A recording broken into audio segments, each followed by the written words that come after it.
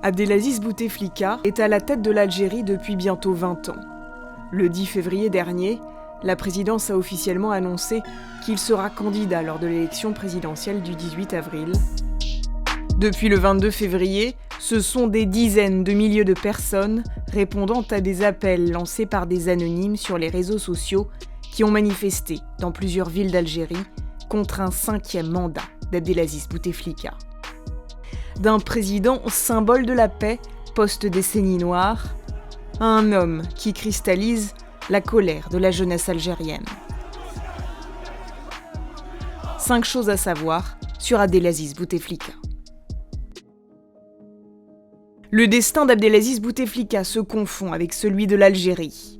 Ancien combattant dans les rangs de l'armée de libération nationale, il devient après l'indépendance ministre de la jeunesse, des sports et du tourisme et plus jeune ministre des Affaires étrangères du monde à 26 ans en 1963. Vous avez parlé de putsch.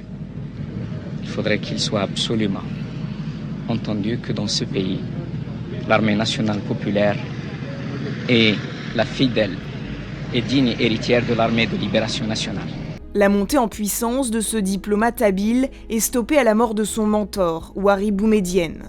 Il tombe en disgrâce au temps de Chadli Benjedid et sera écarté du pouvoir pendant 20 ans. À son retour d'exil en 1987, il se tient en réserve, refuse la proposition des militaires de le porter au pouvoir en 1994. Il est finalement élu président en 1999, à 62 ans.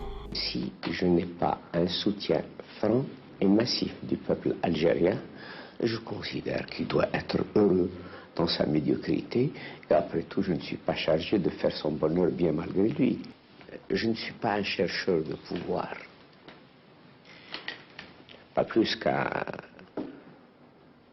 que quelqu'un qui est atteint de messianisme politique.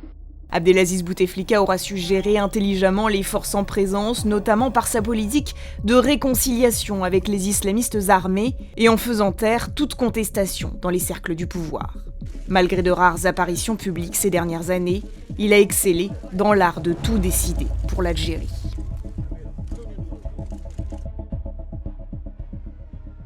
Pour les Algériens, Abdelaziz Bouteflika incarne la paix retrouvée après la décennie noire du terrorisme. Chantre de la réconciliation nationale, il a imposé la paix, une paix au forceps qui n'aura pas permis à la population algérienne de connaître la vérité sur les exactions commises pendant une guerre civile qui a fait plus de 150 000 morts.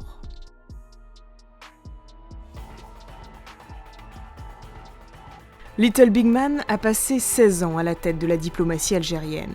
Il se fait remarquer pour son habileté de négociateur en 1961, alors qu'un conflit se présente entre Ouari Boumedienne, alors chef d'état-major général, et le gouvernement provisoire de la République algérienne. Il devient, après l'indépendance du pays, un diplomate redoutable. Son grand fait d'armes, avoir fait libérer les 42 personnes prises en otage par le terroriste Carlos à Vienne lors d'un meeting au siège de l'OPEP, l'organisation des pays exportateurs de pétrole.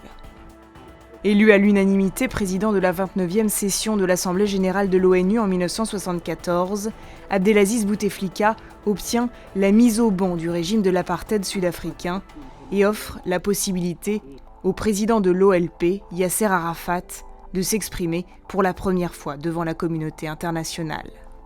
Dans les années 60, bénéficiant de l'écho de la révolution algérienne, il est le porte-voix des tiers-mondistes et fait d'Alger une sorte de capitale des révolutions. Depuis l'indépendance, Abdelaziz Bouteflika a montré à la France un double visage. Il est devenu un habitué de l'Élysée, de Matignon ou du Quai d'Orsay. Pendant sa traversée du désert de 1979 à 1987, il avait choisi notamment la France comme lieu d'exil. Aucun de ses prédécesseurs n'avait entretenu des liens aussi étroits et longs avec l'ancienne puissance coloniale. Mais Bouteflika n'hésitera pas à l'affronter régulièrement. La neutralité de la France n'était pas une neutralité active en faveur de la paix et que peut-être pour être moins prudent, qu'elle était même active dans l'autre sens. La colonisation au siècle dernier nous a ouvert à la modernité. mais c'était une modernité par effraction. En 2005, il fustige la loi française sur la colonisation qui évoque le rôle positif de la France en Afrique du Nord, en la qualifiant de cécité mentale, confinant au négationnisme et au révisionnisme. Paradoxalement, l'homme le plus connu d'Algérie reste un mystère. Sa vie est parsemée de zones d'ombre. Entré en politique dans la clandestinité, Abdelaziz Bouteflika a conservé une habitude de défiance, même après l'indépendance. Candidat fantôme pendant ses 2 dernières campagnes présidentielles, plusieurs fois donné mourant après son AVC en 2013, Abdelaziz Bouteflika a été l'objet de nombreuses rumeurs. On prête à ce célibataire endurci, marié un court moment, sans enfant, une réputation de Don Juan. Certains ont même remis en cause son passé de combattant pour la libération.